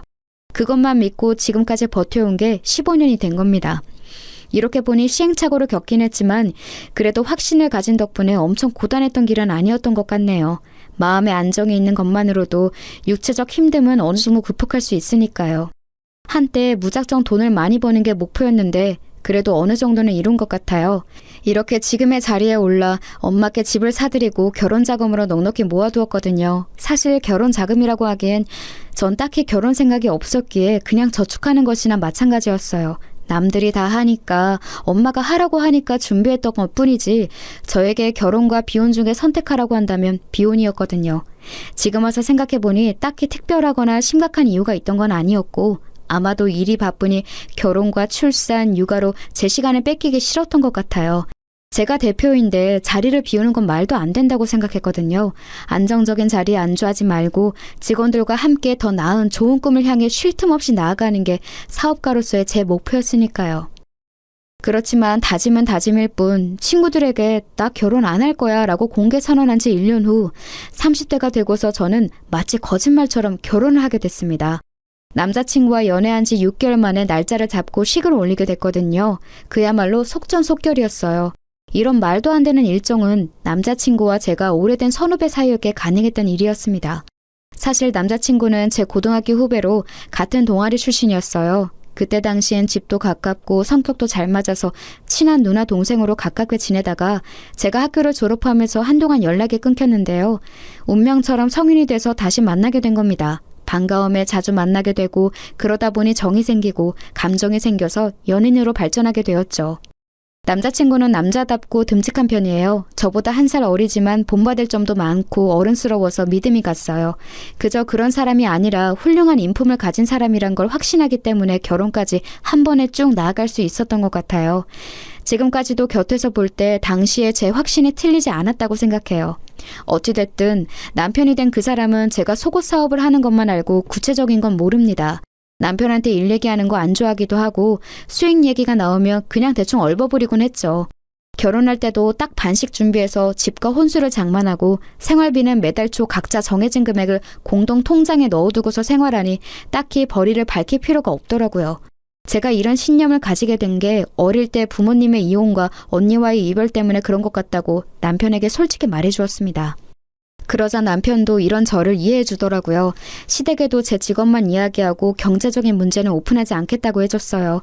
그렇게 우리는 서로를 알아가고 이해하고 받아들이면서 부부가 되어갔습니다. 남편의 가족은 시부모님, 남동생 이렇게 4사람이었어요. 처음 만날 당시 남편 동생은 저희보다 먼저 연애를 했고 시댁 행사 때마다 커플끼리 함께 참여해왔다고 하더라고요. 곧 결혼할 계획이라고도 했고요. 그런데 어쩌다 보니 저희가 더 먼저 하게 된 거예요. 원래 먼저 얘기가 나왔는데 남편과 제가 급하게 날짜를 잡고 해버리는 바람에 뒤로 밀려난 것 같더라고요. 상황을 알게 된 후 미안한 마음이 들어서 시부모님께 지금 이렇게 진행해도 괜찮겠냐고 여쭤봤어요. 그러자 시아버님 말씀으로는 그쪽은 결혼 준비가 안 돼 있어서 어차피 미뤄야 했다고 하셨거든요. 그래서 저도 어느 정도 마음 놓고 서방님한테 죄송하다고 우선 말로 사과드렸어요. 서방님은 점잖고 과묵한 양반 같은 타입이라 정중히 괜찮다고 답해주었죠. 그런데 나중에서야 듣게 된 게 결혼이 미뤄진 것에 대해서 그 동생 여자친구분, 그러니까 지금의 동서는 당시 기분이 굉장히 안 좋았다고 하더라고요. 저희 부부 때문에 본인들 결혼이 미뤄졌다고 제 결혼식에 있던 시댁 친척들한테 이야기하고 다녔대요. 꼭 그 해 하고 싶었는데 못해서 김이 샜다는 둥, 제가 가로챘다는 둥, 뭐 그런 식으로 말하고 다녔더라고요. 그렇게 생각했다면 미안하긴 한데요. 서방님네는 어차피 금전적으로도 조금 더 여유가 필요했고 당시 저희가 먼저 하는 것에 대해서도 양해를 충분히 구했다고 생각해서 좀 당황스럽긴 하더라고요. 남편도 왜 그렇게 말하는지 이유를 모르겠다고 했고요. 어머님 말씀처럼 곧바로 할 수 없을 정도의 상황이었던 거죠. 그 얘기를 들었을 때부터 제 마음속엔 동서에 대한 작은 반감이 생겼습니다. 아다르고 어다르다고 속상한 마음을 그런 식으로 이야기한 게 제 입장에선 좀 이해가 안 가서요. 그쪽은 가족 모임 때마다 꼬박꼬박 참석하는 편이니 얼굴 안 볼 사이도 아닌데 말이죠. 그래서 당시 결혼 후에 동서를 다시 만나게 됐을 때 최대한 웃으면서 말을 했어요. 아직 식은 안 올렸지만 동서라고 불러도 되죠? 우리가 먼저 식 올린 것에 대해 많이 속상해하는 것 같아서 저도 마음이 좀 걸리네요.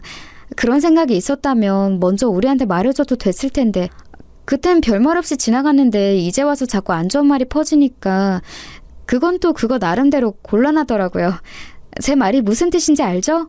곧 가족이 될 사이인데 괜히 얼굴 붉히를 만들고 싶지 않으니 서로 조심하자는 뜻으로 이렇게 말씀드려봐요. 아, 기분이 안 좋으셨구나. 그건 죄송해요. 그런데 저도 속이 오죽 답답했으면 그랬겠어요? 제가 원래 감정 상하는 걸 못 감추거든요. 이해하세요. 그리고 가족들 사이는 맞는데 아직 가족은 아니니까 최대한 남처럼 불편하게 대해주세요. 벌써부터 친척 간의 위계질서에 시달리고 싶진 않아서. 저 싸늘한 말을 툭 던지고서 제게 눈길도 안 주고 뒤돌아서 가는데 순간 내가 뭘 잘못했나 싶어서 방금 전엔 대화를 곱씹어 보았어요. 그런데도 왜 그런지 알 수 없었어요. 저렇게 날이 선체로 말하는 이유를. 아니, 애초에 제가 무슨 악감정이 있는 건지를 모르겠더라고요.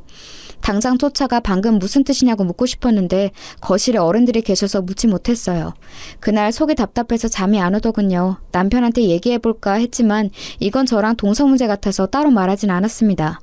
6개월 뒤 해가 바뀌고 서방님도 결혼을 하게 됐어요. 결혼하고 싶다고 노래를 부르면서 집도 없고 그쪽도 혼수를 해올 돈이 없다 해서 전부 다 시부모님이 도와주셨죠. 건네들으니 동선의 가족 쪽에선 애초에 무조건 돈 없다고 모든 걸 시댁에서 부담하길 바랐다고 하더라고요. 전 또 동서가 하도 돈돈거리면서 본인은 경제적으로 여유로운 것처럼 이야기하기에 좋은 배경이라도 가진 줄 알았거든요.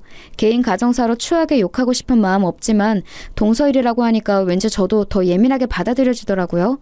그런 상황 속에서 서방님은 결혼을 하게 되었고 미우나 고우나 동서는 결국 저와 가족이 되었습니다. 동서가 결혼식을 올린 뒤 시부모님의 주도로 저희는 시댁 식구들 다 같이 여행을 가게 됐어요. 시아버님이 5년 전 다리를 다치셨는데 그 뒤로 한 번도 여행을 못 가보셨다고 하더라고요. 그래서 오랜만에 바람도 쐴 겸 1박 2일로 다 함께 여행을 가게 된 거예요. 사는 곳과 멀지는 않지만 자연 경관이 아름다운 지역이어서 저희 다 기분 좋게 떠났어요. 시부모님이 계셔서 그런지 동서와 그렇게 부딪히지도 않았습니다. 서로 말을 하지 않으면 사이가 좋았거든요. 그렇게 종일 나름 즐겁게 보내고서 저녁 식사 때 다 같이 반주를 했습니다. 그런데 동서가 기분이 한껏 좋았는지 연신 술을 들이키더라고요. 그렇게 안 생겼는데 엄청난 주당이라고 하더군요. 하도 술을 마셔대서 서방님이 말릴 정도라고 하더군요. 동서가 술을 잘 마시는 걸 가족들 아무도 몰랐던지라 다들 토끼 눈이 된 채로 바라보았습니다. 그런데 더 웃긴 건 주사가 장난이 아니더라고요. 노래방을 가자는 둥, 고스톱을 치자는 둥 아주 갖가지 유흥을 제안하면서 동네 떠들썩하게 고래고래 소리를 지르고 동서 말리느라 서방님이랑 저희 남편이 아주 진을 뺐죠. 그 모습을 보니까 한심하지만 귀여운 동생 같아서 오히려 마음이 풀리더군요. 자존심 부리고 못난 말을 해도 결국 너도 20대 후반의 철없는 여자이구나 라는 생각이 들어서요. 그렇게 숙소에 들어가고 나서 서방님은 동서 먹일 약을 사러 나가고 남편은 씻으러 욕실로 들어간 때였습니다. 방에 들어와 쉬고 있는데 갑자기 동서가 벌컥 들어오더군요. 놀라서 무슨 일이냐고 취한 것 같으니 얼른 방에 돌아가 침대에 누우라고 했습니다. 그러자 인사불성이 된 건지 뭔지 저에게 사태질을 하면서 말하더군요. 형님, 제가 형님 별로 안 좋아하는 거 알죠? 이유 알고 있어요? 전 그냥 별거 없는 허울뿐인 사람들이 싫어요. 별거 없으면서 무게 잡고 가진 거 없으면서 좋은 차 타고 형님처럼 실수 없이 허울만 그럴싸하게 꾸민 사람들이 싫다고요. 어머님한테 들었는데 형님 속옷 장사한다면서요? 그거로 몇 푼이나 번다고 그렇게 뻗대는 거예요? 형님 일이 시장 나가서 내복 파는 거랑 뭐가 다른데요? 그런 주제에 자꾸 어린 척 가르치려 하고 있는 척하고 그 꼴 저는 보기 싫다고요. 동서의 말은 다소 충격적이었습니다. 한껏 애교를 부리며 봐줄 수 있을 정도로 주사를 부리던 동서가 갑자기 저에게 세상 차가운 표정으로 저런 말을 내뱉으니 소름이 돋더군요. 대체 뭔가 있는 척 한다는 건지 사업을 하니 좋은 차가 필요해서 산 거고 제 성격 자체가 무뚝뚝해서 그런 거지 한 번도 예의 없게 말을 하거나 가르치려고 한 적은 없었거든요. 아니 이렇게 변명하는 것도 웃기네요. 애초에 동서는 색안경을 끼고서 저를 바라보니 모든 게 마음에 안 들고 언짢아 있던 것 같더라고요. 다른 건 다 그냥 넘어가겠는데 제 일에 대해 폄하하는 말은 도저히 못 넘어가겠더군요. 그래서 취해서 비틀거리는 동서의 팔을 잡고서 말했습니다. 지금 동서 취했으니까 실수는 어느 정도 넘어가 줄 수 있어. 그런데 내 일에 대해서 함부로 말하는 건 못 참아. 당장 사과해. 이건 가족 간의 위계 질서로 말하는 게 아니라 인간 대 인간으로 말하는 거야. 제 말이 끝나자마자 갑자기 동서는 큰 소리로 울기 시작했고 그 소리에 시부모님이 놀라서 방까지 뛰어들어오셨습니다. 동서는 제가 본인의 팔을 잡고 강하게 흔들었다며 폭력죄로 고소하겠다는 둥 별소리를 다 하더군요. 이게 말로만 듣던 피해자 코스프레인가 싶었어요. 시부모님은 제 이야기는 들어보지도 않으시고 취안에 붙잡고선 왜 그러냐며 그만하라고 꾸짖으셨습니다. 제가 뭐라고 하기도 전에 동서를 부축하고선 데려가셨죠. 정말이지 어이가 없었습니다. 그때 알았어요. 시부모님은 아무래도 저보다 동서를 더 오래 보셨고 동서를 더 아끼고 계신걸요. 이해해요. 더 오래 봤으니 마음이 쓰이고 정이 더 크겠죠. 그렇지만 제 말은 듣지도 않고 판단해서 동서 편을 든 건 너무 섭섭하더라고요. 30대 중반 가까이 된 나이에 이제 올 일이 없을 거란 생각했는데 어느새 저도 애처럼 눈물이 뚝뚝 흐르더군요. 샤워를 마치고 온 남편은 오는 제 모습을 보고선 무슨 일이냐며 놀라서 물었습니다. 그래서 무슨 일이 있었는지 여태껏 동서가 저에게 어떻게 대하고 어떤 말을 했는지 다 털어놓았습니다. 그러자 남편은 화가 잔뜩 나서 당장 동서에게 한 소리 하겠다고 찾아가려 했어요. 그건 고맙지만 지금 남편이 화를 내면 오히려 상황이 악화될 것 같아 말렸죠. 시부모님도 안 좋게 생각할 게 뻔했고요. 다음 날 아침이 되고 남편은 굳이 한 소리 해야겠다며 저를 이끌고서 동서를 찾아갔습니다. 그리고 어젯밤에 제게 한 이야기 다 들었다면서 사과하라고 말했어요.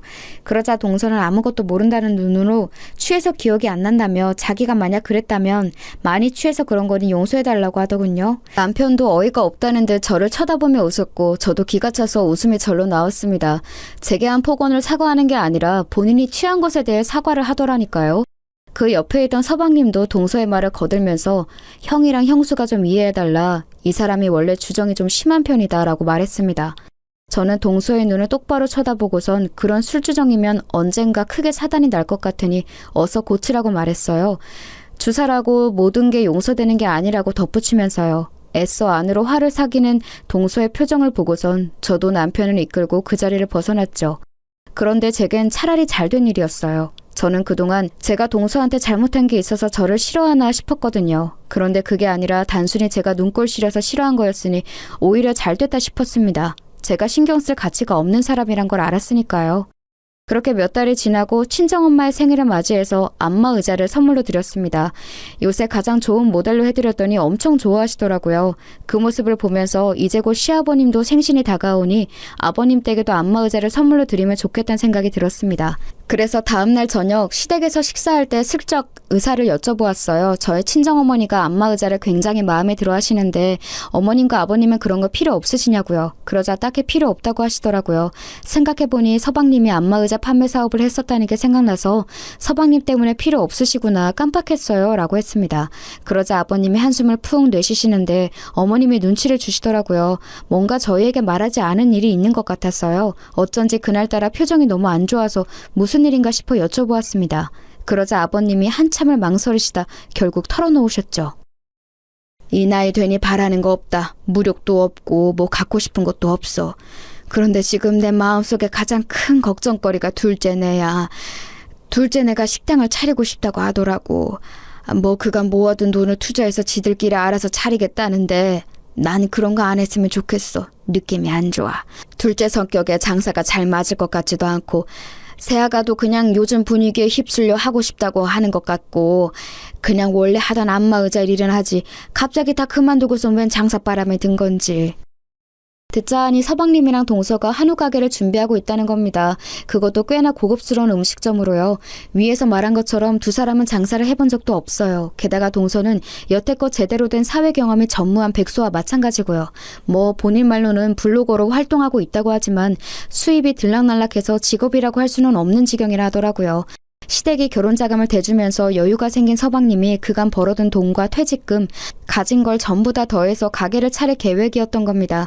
그러니 시부모님의 걱정이 이만저만이 아니셨던 거죠. 그 얘기를 듣는 저도 걱정이 될 정도였으니까요. 지금 뭐 터는 정했고 계약만 하는 상황이라고 하던데 시부모님은 내심 저희가 말려주길 바라는 것 같았어요. 당신들 말은 안 들으니 저희라도 나서길 바라는 마음이셨겠죠. 그렇지만 본인들이 본인들 돈으로 하겠다는데 남편과 제가 뭐라고 할 수 있나요? 어쩔 수 없이 남편이 그날 서방님한테 따로 전화해서 상황을 전달받고 조금 더 꼼꼼히 생각해본 후에 가게를 차리는 건 어떠냐고 말했는데 이미 동서가 모든 계획은 세운 터라 미룰 수가 없다고 하는 겁니다. 아무래도 동서한테 아예 콱 붙잡혀 사는 것 같았어요. 결국 동서를 설득해야 하는 건데 그럴 수 있는 사람이 가족 중에 아무도 없었습니다. 동서의 고집은 못 이긴다는 걸 아니까요. 이런저런 걱정으로 정신없는 일주일이 흐르고 남편이 오랜만에 회식으로 술에 취해 집에 돌아온 날이었어요. 평소 마시지도 않는 술을 잔뜩 마시고 침대에 뻗어버렸죠. 뭐 이런 날도 있겠거니 하면서 남편의 옷을 정리하는데 남편 핸드폰으로 전화가 한 통 왔습니다. 서방님이었어요. 늦은 밤에 전화한 걸 보면 뭔가 급한 일이 있나 싶어서 제가 대신 받았어요. 제 목소리에 당황하기에 무슨 일 있냐고 물었습니다. 그러자 서방님은 잠시 망설이다가 이렇게 말했죠. 형수님, 저 아시죠? 돈 떼어먹거나 뒤통수 치는 그런 사람 아니란 거. 저 여태껏 정직하게 살아왔고 다른 사람한테 폐 한 번 안 끼치고 살아왔어요. 결백해요. 그러니까 그런 저 한 번만 믿고 부탁 하나만 들어주실 수 있나요? 아, 이런 말 정말 하고 싶지 않았는데 이번에 가게 차리려고 모아둔 자금을 집사람이 사기 맞았어요. 당장 내일 계약금을 내야 하는데 자금이 부족해요. 부모님한텐 연치 없어서 말도 못하겠고 도움 구할 곳이 형밖에 없어서 전화한 거예요. 가게 잘 꾸려서 꼭 배로 갚을게요, 형수님. 한 번만 도와주실 수 없을까요? 그 돈을 다 사기 맞았다니 가지가지 하는구나 싶었습니다. 동서의 친척이 사기를 친 거였고 동서는 전혀 모르는 일이었다고 하더군요. 불가항력적으로 당한 일이라 어쩔 수 없었다고 하는데 한숨이 절로 나오더라고요. 만약 평소에 저 같았다면 당장 가게고 뭐고 때려치라고 했을 거예요. 그게 상식적으로도 맞고요. 사기당할 정도의 사람이면 장사하면서도 분명 돈이 새어나가는 걸 막을 능력이 없을 테고 서로를 향한 믿음에 금이 간 상태니까 원만하게 이끌어갈 수도 없을 거고요. 그런데 저는 차마 서방님에게 쉽게 대답할 수가 없었습니다. 서방님의 목소리가 너무나 처절하고 간절하게 들려서요. 평소에 점잖은 서방님과는 전혀 다른 모습에 놀라기도 했고 얼마나 다급하면 형수인 나에게 털어놓을까 싶어 안쓰럽기도 하고요. 그래서 저는 오늘 밤까지 생각해 보겠다고 하고선 전화를 끊었습니다. 그날 밤 참 많은 생각을 했어요. 생각은 꼬리를 물고 또 물어서 제 어릴 적 생각까지 거슬러 올라가게 하더군요. 만약 우리 집이 사기를 당하지 않았다면 어땠을까? 아니, 사기를 당한 채 위태로운 우리 가족에게 누군가가 손 내밀었다면, 그 사람이 기적처럼 그 빚을 갚아주었다면 우리 가족은 어떻게 됐을까란 생각이 들었습니다. 만약 그랬다면 저도 언니와 행복한 자매로 컸을 테고 사이좋던 부모님도 할머니, 할아버지가 될 때까지 서로를 위하며 함께 하셨겠죠. 돈이란 건 가장 좋다가도 가장 무서운 존재가 맞는 것 같아요. 사랑하는 가족마저도 헤어지게 만들고 간절함으로 무릎 꿇게 만들고 우리가 모르는 모습을 보이게 만드니까요. 찢어진 우리 가족을 떠올려 보니 서방님의 부탁을 거절할 수가 없었습니다. 사기당한 건 한심하지만 일부러 그런 것도 아닐 테고 동서도 상심이 클 거라 생각했어요. 이 일로 두 사람이 헤어지게 된다면 분명 저와 같은 후회를 하게 될지도 모르죠. 그 생각까지 하게 되니 결국 전 그 부탁을 들어주기로 했습니다. 물론 제게도 다소 무리한 금액이었지만 아예 불가능한 건 아니었거든요. 저는 곧바로 서방님께 전화해서 알겠다고 답한 뒤 대신 형과 동서에게는 비밀로 해달라고 했습니다. 남편이 알면 너무나 미안해하면서 분명 가게를 접으라고 말하게 뻔했고 동서가 알면 그 자존심에 화나 죽으려고 할 테니까요. 이에 서방님은 너무나 좋아하면서 감사하다고 수십 번 인사했습니다. 제 돈이니 우선 가게 명의는 제 이름으로 하겠다고 말하더군요. 자기가 사장이 아니라 매니저로서 고용된 거로 하고 꼭 성공시키겠다고 약속했습니다. 저도 뭐 나쁠 거 없으니 알겠다고 했고요. 어쩌다 보니 비밀 사장이 된 거죠. 그렇게 서방님과 동서는 우여곡절 끝에 가게를 시작했습니다. 두 사람이 그런 장사 경험이 적으니 본인 친구 중 장사를 오래 했던 친구들을 고용해서 어찌어찌 잘 꾸려가더라고요. 물론 처음엔 크게 적자였어요. 빚은 늘어갔고 서방님의 자신감도 많이 하락한 듯 보였습니다. 그렇지만 서방님은 끈기가 있는 사람이었어요. 매일 집에 가지 않고 가게에만 틀어박혀서 보완해야 할 점을 살폈고 음식을 만들고 조합하고 다시 새롭게 리뉴얼하면서 조금씩 더 발전시켜 나갔어요. 이따금씩 남편과 함께 가게를 찾아가면 여지없이 서방님 혼자 어두운 가게에 남아 공부를 하고 있더라고요. 남편은 서방님이 너무 고생한다며 갈 때마다 용돈을 쥐어주곤 했는데 그럴 때만 서방님은 제 눈치를 많이 보았어요. 그 모습이 왜 그렇게 친동생처럼 안쓰럽고 마음이 쓰였는지 가게가 적자인 거 뻔히 아는데 서방님은 매주 5만 원, 10만 원, 15만 원씩 꼬박꼬박 제 통장에 입금하며 고맙다는 말을 전했습니다. 이러지 않아도 된다고 나중에 여유 생기면 달라고도 말했는데 도통 제 말을 듣지 않더라고요. 어차피 이 가게의 실질적 주인은 저고 이 돈도 제 돈이니 이렇게라도 전하는 게 본인 마음이 편하다고 하면서요. 남편에게는 비밀인지라 티는 못 냈지만 그런 서방님이 참 대견했어요. 어떻게든 잘 살아가려고 애쓰는 모습을 보니 언젠간 성공하겠다 싶어서 돈을 빌려준 것에 대해 마음이 조급하지 않더라고요. 시간은 다소 걸리겠지만 나중에라도 다 갚긴 하겠다 싶어서요. 은혜를 잊고 살지만 않으며 그걸로 이자는 충분할 거라 생각했습니다. 서방님의 간절한 기도를 들어주신 건지 제 돈이 하루빨리 되돌아올 운명이었던 건지 가게가 점점 잘 풀리기 시작했어요. 입소문이 났는지 젊은 사람도 많이 찾기 시작했고 단골들이 꽤 생겨서 고정 수입도 생겼다고 하더라고요. 늘 어두컴컴한 낯빛으로 여린 미소만 짓던 서방님의 얼굴에도 점차 생기가 생겼습니다. 그 모습을 보면 남편도 정말 다행이라며 마음 놓여했고요. 그런데 언제나 동서가 말썽이에요. 가게가 잘 안 될 때 동서는 출근도 잘 안 했다고 들었거든요. 그렇다고 별 일이 있는 것도 아니고 그냥 집에서 늘 누워 있었다는데 이해가 되시나요? 본인 말로는 어차피 손님 없어서 할 일도 없고 직원이 손님보다 더 많으면 민망하지 않냐. 인력 낭비해서 뭐하냐. 한 명이라도 쉬는 게 경제적 이익 아니냐고 말했대요. 가게가 텅 비어서 팔이 날리는 꼴을 본인 두 눈으로 직접 보고 있는 것도 너무나 괴롭다면서요. 그 이야기를 들으면서 정말 사람은 변하지 않는구나 싶었습니다. 그런데 가게가 잘 된 이후로 찾아가 보니 카운터에 떡하니 서서 사장 노릇을 하고 있더라고요. 잘 웃지도 않고 별다른 인사말을 건네는 것도 아니면서 가장 쉬운 카운터 앞에만 앉아 계산일을 하는데 그러면서 본인은 마치 사장인 것처럼 직원들한테 빨리빨리 움직이라고 소리치고 서방님은 주방과 홀을 왔다 갔다 하며 땀 뻘뻘 흘리면서 일하는데 혼자 선풍기 바람 쐬는 꼴을 보아하니 정말 별꼴이더라고요. 보다 못한 남편이 동서에게 눈치를 주면서 한 명이라도 일손을 더 해야 하는 거 아니냐고 지나가듯이 말했대요. 그러자 안 그래도 직원을 더 뽑을 생각이었다며 가게가 잘 돼서 피곤해졌다는 듯이 말했다는 겁니다.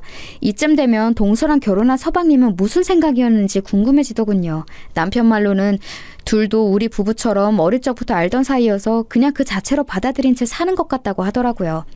아무리 속고 친구여도 그렇지 뭐가 이상하고 뭐가 안 좋은 건지는 알고서 고쳐줘야 하는 게 아닌가 싶었지만 우린 그냥 상대하지 말자 싶어서 더 이상 말 걸지 않기로 했습니다. 그렇게 가게가 막 풀린 무렵 저는 고등학교 때부터 친했던 친구들 무리를 소집했어요.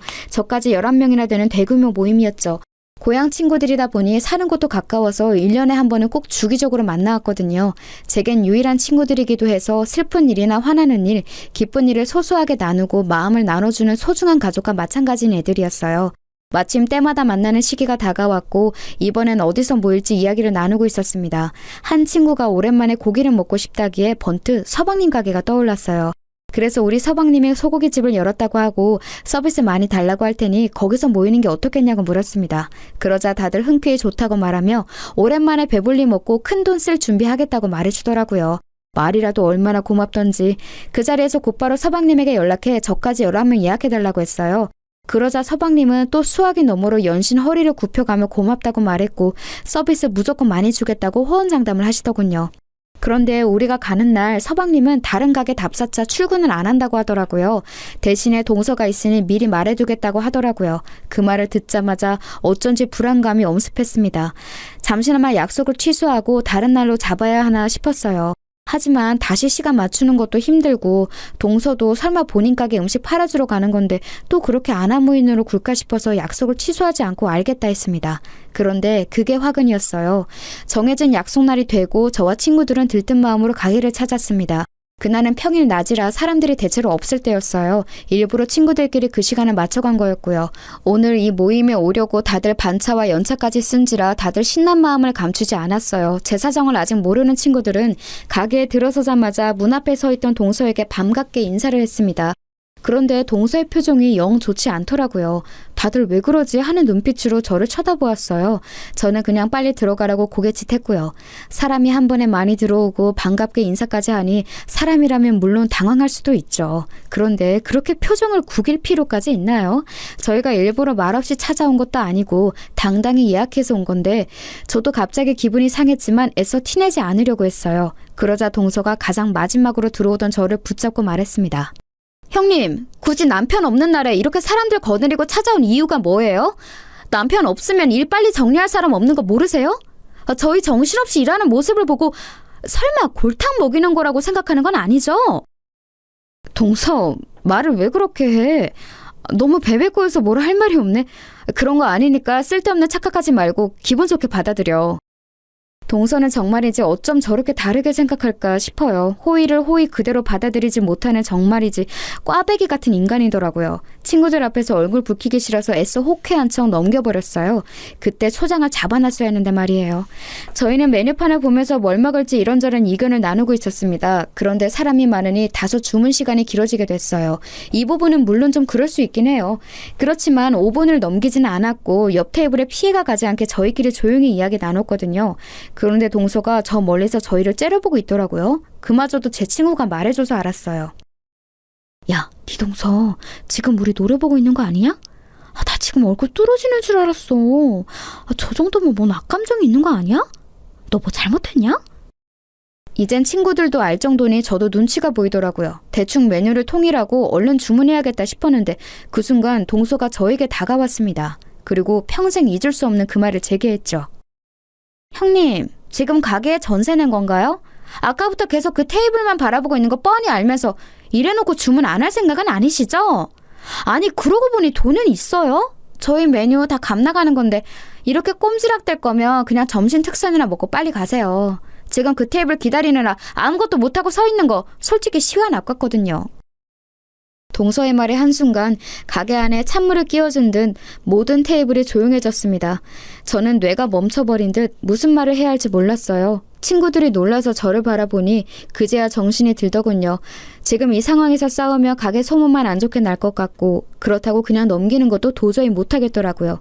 그래서 생각해낸 게 메뉴는 손님이 정해야지 직원 주제에 그렇게 함부로 떠들어도 돼요? 됐고 여기 꽃등심으로 20인분 주세요. 오늘은 내가 살게 얘들아. 오랜만에 골든벨 울리지 뭐. 그래지. 얘 여기서 돈 제일 잘 버는 패션몰 사장님인데 우리도 얻어먹어보자. 가게 서비스가 엉망이라서 당장이라도 나가고 싶은 거 꾹 참을 테니까 여기 음식이라도 잘 주세요 아주머니. 제 의도를 알아차린 친구 한 명이 곧바로 저를 지원사격해줘서 속이 뻥 뚫리는 기분이었어요. 저와 제 친구 말에 동서의 표정은 곧바로 어두워졌고 친구들은 그 자리에서 크게 박장대소했죠. 동서는 또다시 카운터로 돌아갔고 다른 직원들에 의해 아주 거하게 대접받았습니다. 서비스를 많이 주겠다는 서방님의 말은 사실이었는지 뭔 별의별 음식이 줄기차게 나오더군요. 큰돈 써서 속이 좀 쓰리긴 했지만 그보다 더 많은 걸 대접받아서 기분은 좋았습니다. 친구들에게 이렇게 쓴 것도 처음이니 그거대로 유의미하다고 생각했고요. 식사를 다 마친 뒤 친구들을 가게 밖으로 내보내고 저는 동서에게 카드를 내밀었습니다. 동서는 저를 보고 비웃음조로 이렇게 말하더군요. 저희 가게 생각해서 찾아와 주신 거 감사해요 형님. 덕분에 형님이 크게 쏘신 돈 제 주머니 안으로 잘 들어왔어요. 잘 쓸게요. 다음부터는 굳이 안 찾아와 주셔도 되고요. 네 주머니라고? 뭔가 착각한 거 아니야? 내 주머니겠지. 뭔 소리예요 그게? 동서 사기당해서 가게 자금 다 날렸다며? 그건 메꿔준 게 나야. 네 말처럼 시장에서 내복 판 돈으로 도와준 건데 어때? 그래서 이 가게는 내 명의로 되어 있고 정확히 말하면 내가 사장이고 여기 모든 돈은 내 돈이란 뜻이지. 서방님과 내가 이미 다 정리한 일들이야. 그래서 말인데 내가 사장으로서 하는 가장 첫 번째 일을 지금 해보려고. 너 여기서 해고야. 내 가게에서 나가. 지금 네가 여기서 나가지 않으면 난 당장 내일부터 서방님과 너 여기 모든 직원들 다 해고할 거야.